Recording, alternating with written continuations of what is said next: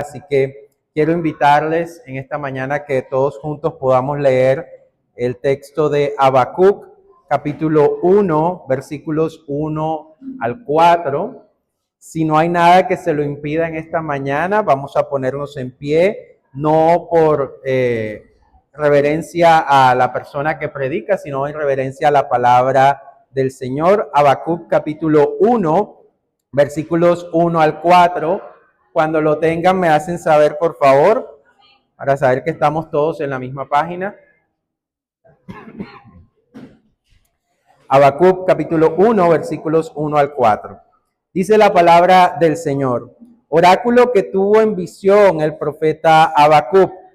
¿Hasta cuándo, oh Señor, pediré ayuda y no escucharás? Clamo a ti, violencia, sin embargo, tú no salvas. ¿Por qué me haces ver la iniquidad y me haces mirar la opresión? La destrucción y la violencia están delante de mí. Hay rencilla y surge la discordia. Por eso no se cumple la ley y nunca prevalece la justicia, porque el impío asedia al justo. Por eso sale pervertida la justicia. Vamos a orar. Señor, venimos esta mañana agradecidos en primera instancia porque nos has brindado un nuevo día para que podamos congregarnos, para que podamos compartir como cuerpo tuyo, Señor, que somos, y también, Señor, para juntos escuchar tu mensaje, escuchar tu bendita palabra, Señor. En primera instancia te pedimos que nos ayudes a tener una actitud adecuada, una actitud, una atención que te adore, Señor, porque aún con la manera como nosotros nos disponemos a recibir tu palabra, podemos adorarte. Así que ayúdanos, Señor, a ser intencionales en prestar la debida atención a tu palabra, Señor, porque no es la palabra de cualquier persona, es tu palabra, Señor. Es un momento que tú has dispuesto, Señor, para que nosotros podamos ser edificados. Es un milagro que nosotros, que antes, Señor, estábamos muertos en nuestros delitos y pecados, hoy, por gracia tuya, tengamos la posibilidad no solamente de escuchar tu palabra, de leerla, sino de comprenderla, Señor. Antes no podíamos, porque antes estábamos muertos, Señor. Ahora que nos has dado vida, tenemos esta capacidad dada por ti de poder comprender y mejor aún de poder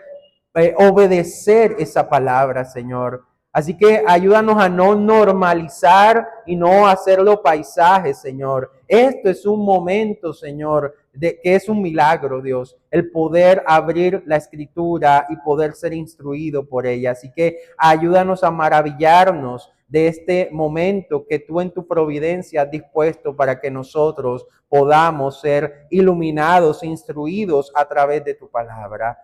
Te lo pedimos en esta mañana, Señor, en el nombre de Jesús. Amén y amén. Podemos sentarnos, iglesia. Quiero que usted pueda imaginarse un escenario. Vamos a poner a rodar nuestra imaginación en estos momentos, porque yo quiero que usted imagine esta situación. Espero que nunca la viva, pero vamos a imaginarnos esta película. Imagina que estás atrapado en una cabaña en medio de un bosque, mientras un incendio se aproxima rápidamente hacia el lugar donde tú te encuentras. El humo que empieza a percibirse empieza a asfixiarte. Las llamas de ese gran fuego están devorando los árboles que están alrededor tuyo. Y con desesperación entonces tú procedes a tomar tu celular y haces una llamada de emergencia. Minutos después sientes que viene un helicóptero que empieza a sobrevolar la zona. Y tú estás a la expectativa en ese momento de angustia de que ese helicóptero lance agua inmediatamente para apagar ese fuego que amenaza con quemar esa cabaña y por ende con acabar con tu vida también. Pero para sorpresa tuya, ese helicóptero, en vez de arrojar agua, lo que tú empiezas a ver es que el helicóptero empieza a derramar fuego encima del fuego. En ese momento, las preguntas que vienen a tu cabeza son, ¿qué está pasando? ¿Qué es lo que están haciendo? ¿Acaso es que me quieren destruir? Lo que tú no sabes allí en medio de tu circunstancia es que lo que se está dando, lo que el helicóptero está haciendo, se trata de una quema controlada. Una quema controlada que es una técnica utilizada por expertos para detener incendios devastadores. Y esa técnica consiste en que al prender fuego de manera intencional y estratégica en ciertas zonas, se elimina el material inflamable que alimentaría el avance del fuego descontrolado. Entonces, lo que parece una locura desde tu perspectiva es en realidad una estrategia para salvarte la vida. Pues, hermanos, algo parecido está pasando con el profeta Habacuc en estos textos que acabamos de leer. Algo parecido vivió el profeta. Él está observando, y como lo vimos en estos 4 versículos, él está observando con gran angustia el deterioro moral, el deterioro espiritual de Judá. Y en ese momento de gran angustia del profeta, él se atreve a hacerle a Dios preguntas un tanto difíciles. ¿Dónde estás, Señor, cuando todo parece estar fuera de control? ¿Por qué guardas silencio frente a tanta injusticia, Señor? Y es aquí donde vamos a aprender en esta mañana a través de esta prédica que en medio del caos, oye bien, y es lo que quiero que tú puedas tener en presente, en medio del caos nosotros podemos acercarnos a Dios en oración con nuestras dudas o preguntas. Quiero repetir eso. En medio del caos podemos acercarnos a Dios en oración con nuestras dudas o preguntas. Y para ver cómo es esto posible, vamos a ver 3 puntos en medio de este texto que nos van a ayudar a entender que definitivamente en medio de la dificultad, en medio del caos, tú y yo podemos acercarnos a Dios en oración a traer nuestras dudas, nuestras preguntas a Dios. Y el primer punto o la primera razón por la cual nosotros podemos hacer esto es porque, óyeme bien, Dios no censura la oración del que está angustiado. Óyeme bien, Dios no censura la oración del que está angustiado. En otras palabras, Dios no ve con malos ojos las preguntas, las dudas que tú puedes traer a Él en medio de tu angustia. Quiero que leamos el versículo número 2 de Habacuc, el 1 y el 2. Dice, oráculo que tuvo en visión el profeta Habacuc. ¿Hasta cuándo, Señor, pediré ayuda y no escucharás? Clamo a ti violencia, sin embargo, tú no salvas. Hermanos, Habacuc no inicia su tiempo a solas con Dios con fórmulas religiosas ni con palabras cuidadosamente elegidas, sino que lo que Habacuc está haciendo básicamente es gritando a Dios en estos momentos. Es el clamor de alguien que está abrumado por el dolor, abrumado por la impotencia ante una injusticia que pareciera que no tuviera fin. Y si somos honestos, si nosotros somos sinceros, ese lamento de Habacuc no es ajeno a nosotros. Todos, seguramente, si yo pudiera preguntarle a cada uno de ustedes, todos en algún momento o hemos sido testigos o quizás aún hemos sufrido por el caos, por la injusticia que vivimos en este mundo caído. Por ejemplo, la violencia sin control que vivimos en nuestro país, lo frágil del sistema judicial para poner fin a la violencia, la extorsión que se volvió el pan de cada día en muchos hogares, el dolor que puede causar la traición o la mentira de alguien en el cual de pronto tú confiabas, experimentar quizás cómo aquellas personas que se supone que deberían buscar tu bien terminan causándote un gran mal. Quizás eres esa persona cuya familia te ataca constantemente por tu fe en el Señor. En fin, qué injusticia ¿Qué injusticia te ha hecho gritar a Dios? ¿Hasta cuándo, Señor? ¿Hasta cuándo, Señor? Es ahí, en el momento de la angustia, en donde las oraciones formales, las oraciones puliditas se desvanecen y solo queda el clamor del alma. Volviendo a nuestra ilustración de la quema controlada, hay momentos en la vida, hermanos, en los que nos sentimos como esa persona que está dentro de esa cabaña en medio del bosque. Quizás esa persona estaba comiendo, quizás estaba leyendo o simplemente estaba descansando, cuando de pronto se da cuenta de que un incendio se aproxima rápidamente hacia donde él está.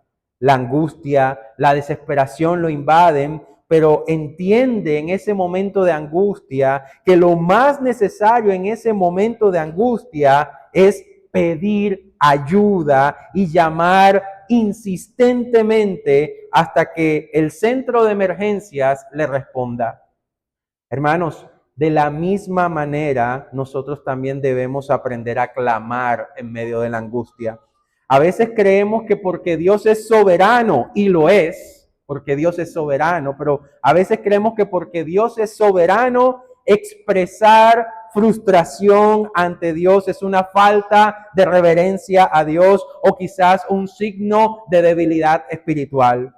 Pero nada más falso que eso. La Escritura nos muestra todo lo contrario. Precisamente, hermanos, óigame bien, porque Dios es soberano y misericordioso, Él puede recibir nuestras preguntas, incluso las preguntas más dolorosas que puedan surgir de nuestro corazón. Hermanos, el clamor honesto no debilita la fe. Oiga bien, el clamor honesto no debilita nuestra fe. Porque muchas veces precisamente el clamor honesto es la forma más genuina de fe que pueda haber en nosotros, hermanos. Y esta honestidad de Habacuc no es un caso aislado, no es la única vez en las Escrituras en donde vemos a un hombre que trae a Dios sus preguntas, que trae a Dios su angustia en forma de expresiones, de preguntas que pueden sonar muy difíciles. Porque, hermanos, la Biblia está llena de clamores que nacen en medio del dolor. Por ejemplo, vamos a buscar el Salmo, capítulo 13. Salmo 13, versículos 1 al 2. Salmo 13, 1 y 2. Dice el salmista: ¿hasta cuándo, oh Señor, me olvidarás para siempre? ¿Hasta cuándo esconderás de mí tu rostro? ¿Hasta cuándo he de tomar consejo en mi alma, teniendo pesar en mi corazón todo el día? ¿Hasta cuándo mi enemigo se enaltecerá sobre mí? Hermanos, David no lanza sus palabras al aire, sino que se dirige a Dios con esperanza, aunque no vea respuestas inmediatas. ¿Y qué podemos decir de Job? Vamos a Job capítulo 30, versículo 20. Job 30, 20. Dice estas palabras Job: clamo a ti y no me respondes. Me pongo en pie y no me prestas atención. Hermanos, Job no fue reprendido por Dios por estas palabras. Dios afirmó al final del libro de Job que él había hablado con rectitud en Job 42, versículo 7, precisamente porque no dejó de hablar con Dios, incluso en la oscuridad más densa de su situación. Y hay un tercer texto, Salmo 22, versículos 1 al 2. Y usted reconocerá inmediatamente estas palabras. Salmo 22, 1 al 2. Dios mío, ¿por qué me has abandonado? ¿Le suena? Este fue el clamor de Jesús mismo en la cruz del Calvario. Y nos recuerda algo, que el dolor no está fuera del camino de la obediencia. sino que el dolor puede formar parte del mismo plan redentor del Señor. Hermanos, todos estos ejemplos nos muestran algo. Llevar nuestra queja, llevar nuestras dudas, llevar nuestros dolores a Dios no es un acto de rebeldía, sino muchas veces una profunda expresión de confianza en el Señor. Hermanos, no nos acercamos a Dios porque lo entendamos todo.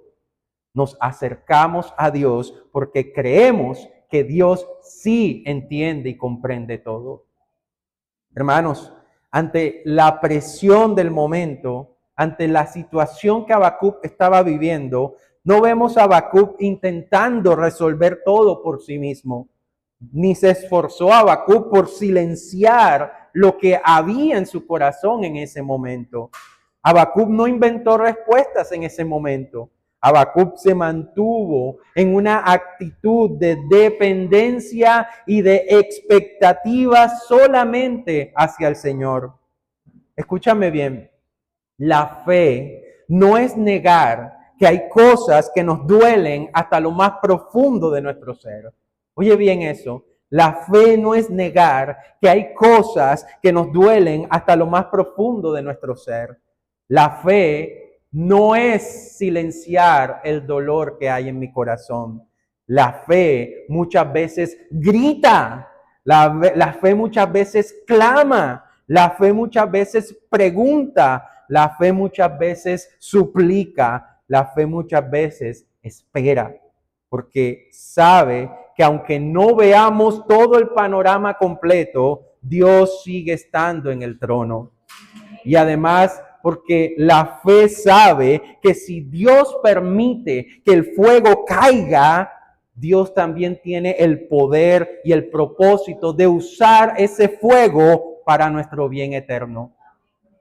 Por eso, tu iglesia, no ocultes tu dolor a Dios pensando que eso es ser más espiritual. No lo hagas. No es falta de madurez expresar tu dolor al Señor. Expresar tu dolor al Señor es una manera madura de vivir la fe. También ten en cuenta esto, no te aísles cuando estés en crisis. No lo hagas. Como Habacuc, mantente en la presencia de Dios. No huyas. Clama a Dios. Y recuerda que Cristo mismo también clamó en su angustia al Padre en la cruz del Calvario. Así que Cristo, como nadie, conoce tu dolor y como nadie, Cristo puede consolarte como nadie lo puede hacer, porque en la cruz Él también clamó en medio de su angustia, Padre, Padre, ¿por qué me has abandonado?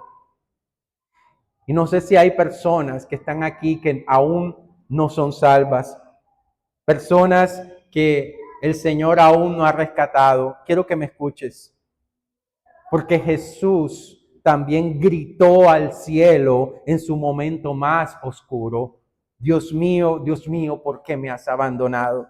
¿Y sabes por qué lo hizo? Lo hizo para que tú, por medio de Cristo, encuentres acceso al Padre y la seguridad, óyeme bien, que no estás solo en medio del caos. Así que ven a Cristo, ven a Cristo. No necesitas entenderlo todo ahora. Solo necesitas reconocer algo, y es que tú también necesitas ser rescatado del fuego. Y puede que tú me digas en este momento, ¿qué fuego? ¿Cuál es ese fuego? Pues bueno, el fuego de la ira de Dios. El fuego que vendrá sobre todos aquellos que al final de los tiempos no le reconozcan a Él como su Señor y Salvador. Así que solo Cristo puede hacerlo. Si tú aún no has reconocido tu necesidad de Cristo, hazlo el día de hoy, porque el Señor te está llamando. Así que, iglesia, ¿qué nos enseña todo esto? Pues básicamente que en medio del caos, nuestra fe no se demuestra escondiendo, reprimiendo nuestras preguntas, sino precisamente trayéndolas delante del único que puede darnos una visión más grande que nuestro propio dolor. Y ahí va nuestro segundo punto. ¿Por qué podemos traer a Dios nuestras preguntas, nuestro dolor en oración? Porque número 2, Dios ve nuestro sufrimiento con más claridad que nosotros mismos. Dios ve nuestro sufrimiento con más claridad que nosotros mismos. Volviendo a nuestra ilustración de la quema controlada, imagina que haces esa llamada de emergencia desde la cabaña. Estás desesperado, estás rodeado por el fuego y esperas una respuesta inmediata. Tú esperas que al marcar el número inmediatamente te contesten, pero resulta que pasan minutos y minutos pasan y segundos pasan y no escuchas nada. Solo sigues escuchando el crujir de los árboles que se empiezan a quemar y cada segundo se convierte en una eternidad. Y comienzas a pensar de manera angustiosa, ¿dónde están los rescatistas? ¿Será que escucharon mi clamor? ¿Será que ellos sí se han dado cuenta del peligro que yo estoy viendo? La espera se convierte en angustia y empiezas a cuestionar, ¿se han olvidado de mí? Seguramente es que yo no les importo. Hermanos, así se siente Habacuc en estos momentos, en el versículo 3. Versículo 3 dice Habacuc, ¿por qué me haces ver la iniquidad y me haces mirar la opresión? La destrucción y la violencia están delante de mí. Hay rencilla y surge la discordia. Hermanos, Habacuc no está imaginándose un problema. Él está viendo de manera muy dolorosa con sus propios ojos la corrupción, la violencia, los pleitos, la injusticia. Sin embargo, lo que más le duele en ese momento es que Dios, quien también ve todo lo que él está viendo, pareciera no hacer nada. Pero aquí hay una verdad que nosotros tenemos que identificar. Porque si Habacuc efectivamente está viendo el sufrimiento, ¿cuánto más lo ve el mismo Dios? Porque hermanos, a lo largo de la Escritura, Dios también se da a conocer a su pueblo como aquel que ve, aquel que oye y aquel que actúa. Solamente un par de textos para que lo verifiquemos. Éxodo capítulo 3, versículo 7. Éxodo 3, 7.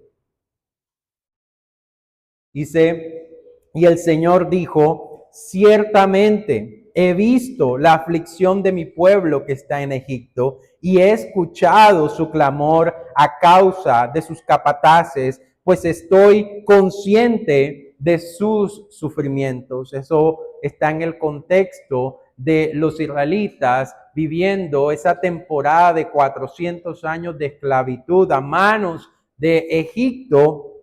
Y Dios está afirmando que Él no es indiferente al sufrimiento de su pueblo. Y el Salmo 145, versículo 18, Salmo 145, 18, dice, el Señor está cerca de todos los que lo invocan, de todos los que lo invocan en verdad. Entonces, el problema, o el gran problema, hermanos, présteme atención acá, el gran problema no es si Dios ve, sino que el gran problema, dentro del contexto de lo que está pasando con Habacuc, es que la forma de actuar de Dios no siempre encaja con nuestras expectativas. Porque es claro a la luz de la palabra que Dios ve lo que está pasando. Dios no es ciego a lo que está pasando. El problema no es si Dios ve, porque efectivamente sí ve lo que está pasando. Él está consciente de lo que estamos sufriendo. El problema entonces es que la manera como Él actúa frente a lo que está viendo muchas veces no encaja con lo que yo espero que Dios termine haciendo. Porque en el fondo, definitivamente Habacuc no está dudando de que Dios vea. porque aún lo sabe por lo que Dios mismo ha revelado de él en las Escrituras. Acabamos de leer Éxodo, acabamos de leer Salmos, y estas verdades ya Habacuc las sabía. Lo que Habacuc no está entendiendo es por qué, si Dios está viendo lo que está pasando, aún permite que esas situaciones sigan pasando.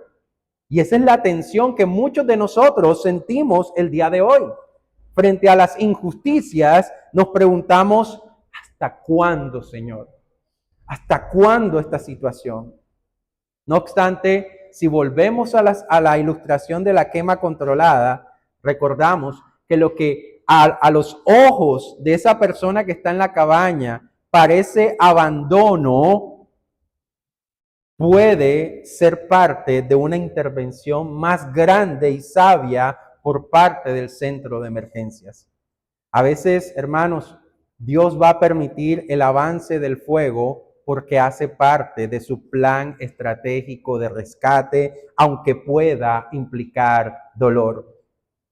Hermanos, este pasaje nos está invitando a mirar el mundo con ojos bien abiertos, sin negar el sufrimiento, pero también sin olvidar que Dios lo ve todo con perfecta claridad y con perfecta sabiduría. Nuestra visión, a lo contrario, es limitada, yo diría bastante limitada. Nosotros somos miopes en ese sentido, pero la visión de Dios no lo es. Y en el momento indicado, Dios va a actuar. Más adelante en el mismo libro de Habacuc tenemos el pasaje más conocido del libro de Habacuc, Habacuc 2:4, que dice, el justo por la fe vivirá. Hermanos, la fe no depende de entenderlo todo, sino de confiar en aquel que lo entiende todo. ¿Y quién es aquel que lo entiende todo? Usted lo sabe. ¿Quién es? Hermanos, a veces creemos que si Dios ve lo que estamos viviendo nosotros, entonces debería actuar de inmediato. Pero la fe verdadera no exige que Dios actúe según nuestro calendario, sino que la fe verdadera confía en que Dios ve más allá de lo que yo estoy viendo.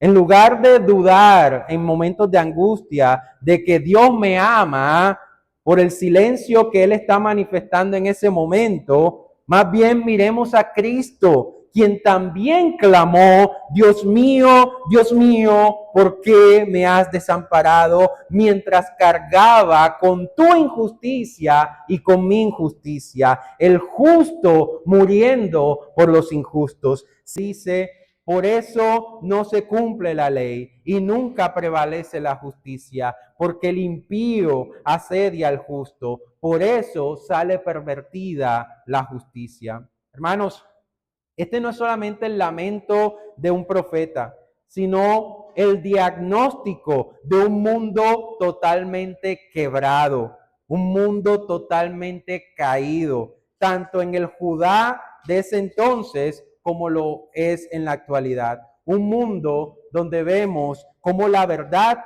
es relativa, un mundo en el que vemos que la ley se pervierte, un mundo en el que vemos que el poder oprime, un mundo en el que vemos que aquellos que hacen lo correcto son silenciados. Pero, hermanos, Habacuc no solamente se queda en la denuncia de lo que está pasando. Él entiende algo, y es que el problema no es únicamente social o político, sino que el problema es espiritual. Hermanos, vivimos en un mundo caído, un mundo quebrado por el pecado. Desde que el ser humano, allá en el jardín del Edén, se rebeló contra su creador, el caos entró en la historia. Violencia, corrupción, egoísmo, muerte. Y el problema, hermanos, no está solamente afuera de nosotros. El problema también está dentro de nosotros. No solamente somos víctimas de la injusticia, también somos parte de ella. Por eso, ningún sistema humano puede arreglar lo que está torcido desde el fondo, desde el corazón. Entonces, surge una primera pregunta. ¿Quién puede entonces restaurar este mundo caído? ¿Quién puede poner fin al caos, no solamente en las calles, en la sociedad, sino en el alma misma? Habacuc tiene clarísimo que solo Dios puede hacerlo. Por eso tú no ves a Habacuc poniendo su esperanza en que el sistema judicial haga una nueva reforma.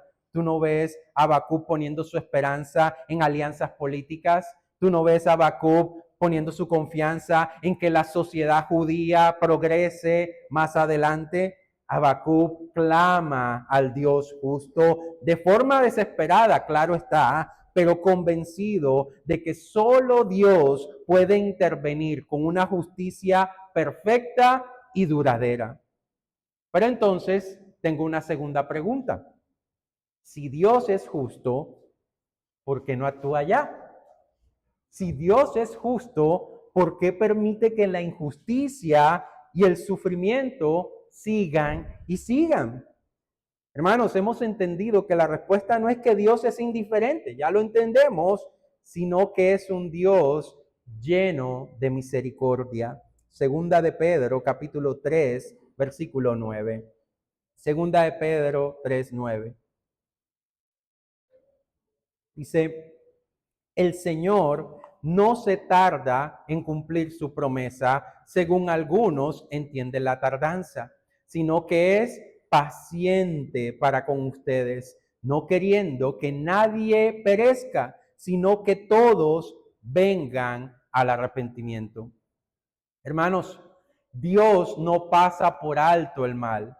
Él ve, Él escucha y Él va a intervenir. Pero lo va a hacer en su tiempo y lo va a hacer con sabiduría perfecta y lo va a hacer con un objetivo mucho más grande que simplemente castigar al malo. ¿Saben cuál es ese propósito? Él quiere salvar. Él quiere traer salvación a más y más personas. Y cuando lo haga, no va simplemente a enfrentar el mal de los sistemas de este mundo. Él también va a enfrentar el mal del corazón humano.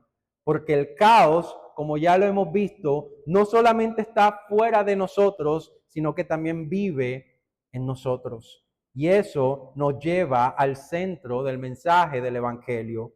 En la cruz del Calvario, hermanos, Dios ya actuó. Cristo cargó con el juicio que tú y yo merecíamos. Allí en la cruz, Dios no ignoró el mal.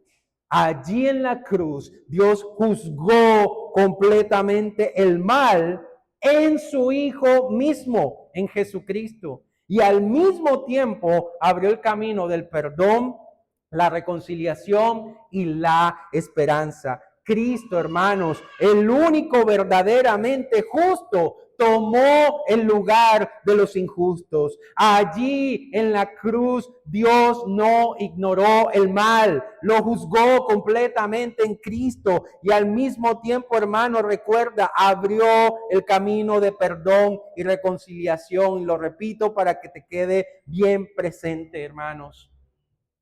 Así que, ¿recuerdas la ilustración de la quema controlada? La persona que está atrapada en la cabaña, el fuego que avanza, el helicóptero que parece empeorar las cosas al lanzar más fuego, desde el suelo todo parecía una gran equivocación a la luz de este hombre, pero desde el cielo se veía completamente distinto. Desde el cielo todo lo que estaba pasando era una estrategia, una quema controlada. El fuego que descendía en ese momento no era para destruir, sino para detener un incendio mayor. Lo que parecía el fin era en realidad el comienzo de rescate. Y así también obra nuestro Dios. En el día más oscuro de la historia, el cielo pareció en silencio. En una colina llamada el Gólgota, El Hijo de Dios fue clavado en una cruz. Desde la tierra todo parecía un fuego descontrolado. Desde la óptica de los discípulos que estaban alrededor, todo parecía descontrolado. El justo muriendo por los injustos. El Salvador rodeado de tinieblas y clamando, Dios mío, ¿por qué me has desamparado? Pero desde el cielo era la quema controlada del juicio divino. Dios estaba encendiendo el fuego de su justicia sobre su propio Hijo para detener el fuego eterno que habría consumido tu alma eternamente. Lo que parecía destrucción era salvación. Lo que parecía derrota era victoria. El fuego que cayó sobre Cristo fue el fuego que nos salvó a ti y a mí. Por eso, cuando tú no entiendas lo que Dios está haciendo, mira a la bendita cruz de Cristo, porque allí quedó demostrado, allí quedó evidenciado que Dios no solamente ve tu dolor, sino que entra en tu dolor. No solo escucha el clamor, sino que responde con amor. Y cuando parece que el fuego se extiende en tu vida, confía. El Dios que permitió el fuego también tiene el poder de usar ese fuego para tu salvación. Porque, hermanos, el justo por la fe vivirá, dice Habacuc 2:4. Y la fe verdadera, hermanos, la fe verdadera, hermanos, no consiste en entender el fuego, sino en confiar en aquel que controla el fuego. Un día, hermanos, un día cuando Cristo vuelva por nosotros, oh bendito día que queremos que pase lo más pronto posible. Cuando Cristo vuelva por su iglesia, el fuego del juicio se habrá extinguido para siempre. No habrá más caos, no habrá más injusticia, no habrá más lágrimas, no habrá más dolor. Y entonces entenderemos plenamente lo que hoy creemos por fe, que en medio del fuego Dios siempre estuvo obrando para salvar. Lo sabremos con certeza, 100%. Cuando Cristo vuelva por nosotros, nos gozaremos al entender ahí sí que siempre Cristo estuvo detrás de todo, que siempre en medio de esos momentos difíciles que yo he enfrentado en este mundo, Dios siempre estuvo controlando el fuego y ese fuego era necesario para que su propósito en mí como parte de su cuerpo, que es la iglesia, se cumpliera. Hermanos, allá lo entenderemos perfectamente. Lo que hoy creemos por fe, allá lo entenderemos perfectamente. Por eso, en medio del caos, en medio de la dificultad, confía en aquel que lo controla todo. En medio del caos, sigue acercándote a Dios en oración. Trae tus dudas, trae tus preguntas. No importa que esas dudas o esas preguntas suenen hasta escandalosas, pero ven al Señor y tráelas, porque Dios nos ayudará a comprender día tras día que Él está en control, que Él es soberano, que Él tiene un propósito, que Él no está permitiendo el sufrimiento porque le dio la gana de simplemente ver cómo sufrimos. Él tiene propósito porque Él es amor, Él es sabiduría, Él es soberano. Amén, iglesia. Amén. Vamos a orar en esta mañana. Señor, gracias. Gracias porque a través de tu palabra una vez más nos confrontas, pero también nos recuerdas cómo tú obras con tu cuerpo, que es tu iglesia. Señor, muchas veces en medio del sufrimiento hasta nos quejamos porque pareciera que tú no ves lo que nosotros estamos viendo. Así como Habacuc.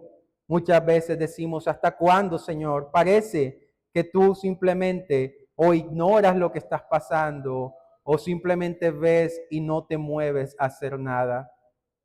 Pero el hecho de que ignoremos lo que pasa, el hecho de que no lo entendamos todo, no significa que tú no estés obrando, Señor. No necesitamos entender el fuego, necesitamos confiar en aquel que controla el fuego. Ayúdanos en nuestra fe, que todavía es pequeña, Señor. Ayúdanos a que nuestra fe crezca en ti. Ayúdanos a recordar estas verdades en medio del caos, porque quizás el caos va a seguir al salir de este lugar, pero Señor, si nosotros permanecemos confiando en ti, avanzaremos en medio de la dificultad con la mirada puesta en lo que nos espera, Señor, en esa vida eterna. Y de esa manera te glorificaremos, Señor. Ayúdanos como tu iglesia, Señor, a madurar en medio de las crisis, en medio del sufrimiento, porque hemos entendido que tienen un propósito en ti, Señor. Te lo pedimos en esta mañana, en el nombre de Jesús. Amén.